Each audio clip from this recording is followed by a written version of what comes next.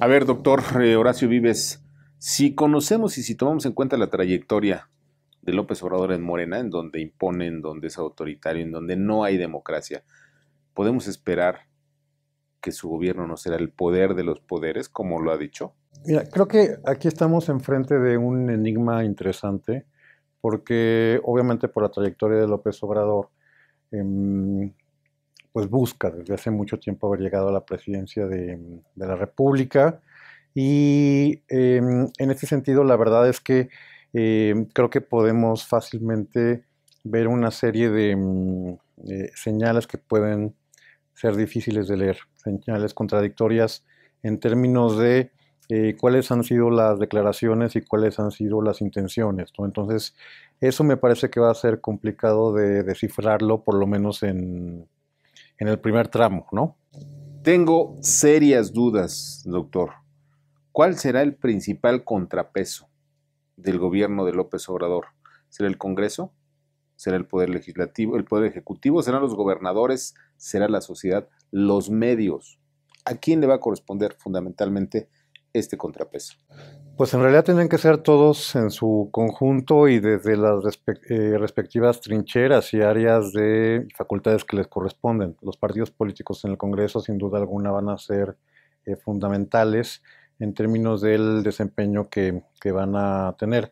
Me parece interesante que hemos escuchado algunos liderazgos de partidos políticos que van a ser relevantes en el Congreso, en el sentido de decir que no van a hacer una oposición por oponerse per se, sino que eventualmente van a tratar de construir y de apoyar algunas cosas en las cuales estén de acuerdo y que vayan negociando con el gobierno, ¿no? Eh, pero bueno, creo que políticamente les va a dar mucho más rédito, particularmente al PAN, irse identificando como la oposición al régimen.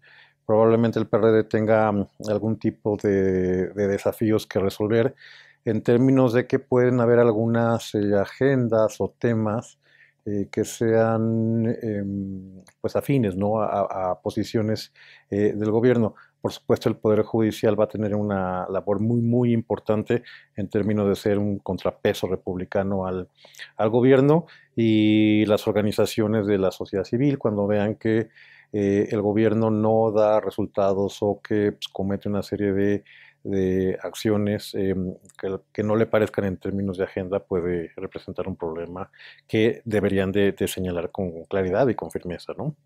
De Morena, el número de legisladores y senadores, diputados y senadores, además de sus aliados, pues todo indica que van a ser una aplanadora, no va a haber quien los contenga. Esto es de un altísimo riesgo. Pues eso lo demostraría de alguna forma el sentido común y la experiencia internacional así lo muestra.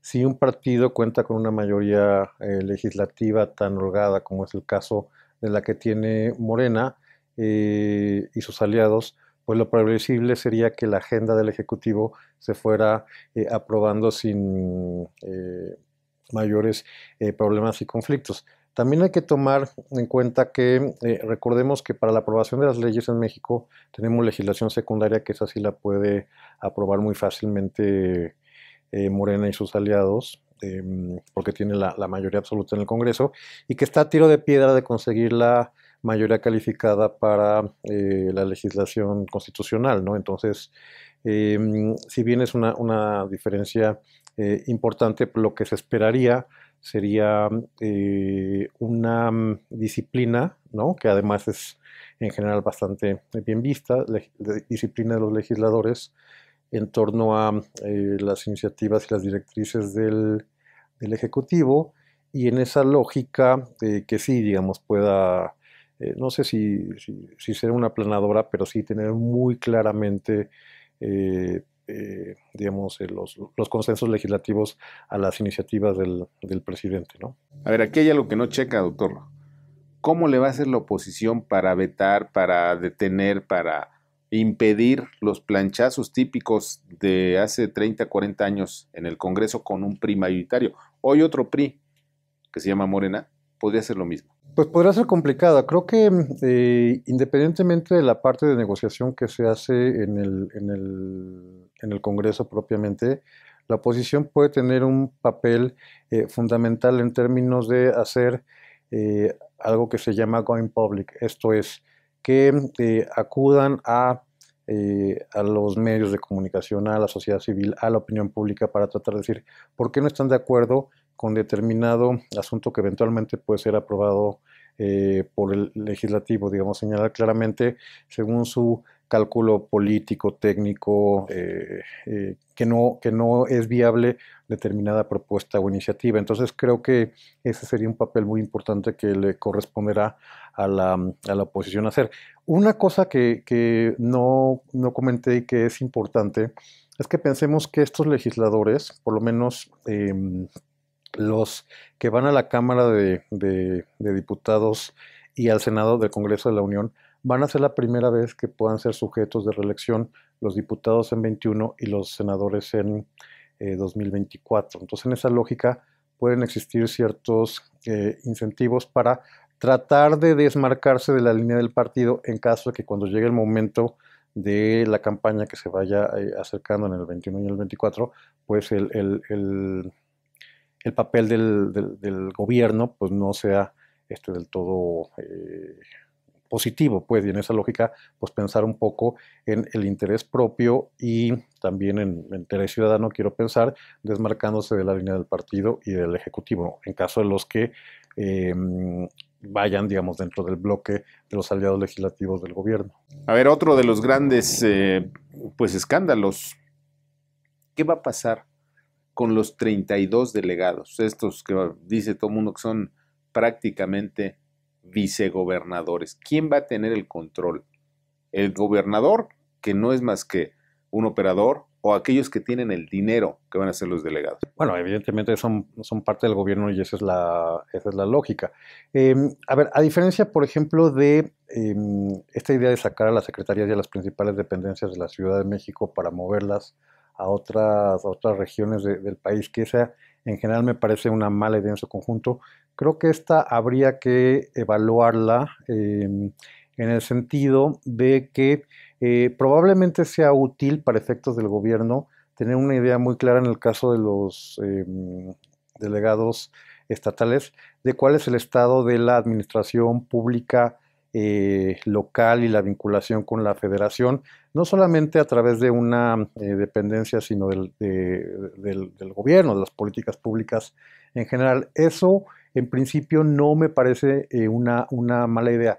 El problema es que eventualmente se puedan duplicar funciones, porque si la lógica es justamente reducir burocracia y hacerla más eficiente, no me queda claro que sea, digamos, una medida adecuada. Y la otra cuestión es la parte política. Yo creo que los gobernadores ya han salido muchos de ellos del PAN, del PRD, el Independiente de Nuevo León, del PRI, por supuesto, todos los gobernadores han salido a criticar esta propuesta. ¿Por qué? Porque sus incentivos van a seguir siendo tratar de negociar y de ver temas directo y puntualmente con los secretarios del gabinete, con el presidente de la República. Entonces, no sé, creo que es una propuesta interesante que ciertamente tiene algunos riesgos que creo que puede ser útil para efectos de el diagnóstico y del seguimiento del gobierno federal con qué está ocurriendo en el país, pero hay que tomar esta propuesta con atención y análisis. Hay quienes dicen, doctor, por ejemplo, que los delegados, estos de los que estamos hablando, delegados estatales y regionales, van a ser, pues, un elemento para romper lo que se conoce como el pacto federal. En su opinión, ¿qué va a pasar? Mira, yo creo que es una denuncia más bien de corte político. Sabemos que esta es la parte interesante. Hay facultades que por supuesto tienen los gobernadores, los presidentes municipales, digamos, eso va a seguir existiendo, pero en la parte política sí puede haber, digamos, esta tentación de mayor control, ¿no? Desde el Ejecutivo Nacional.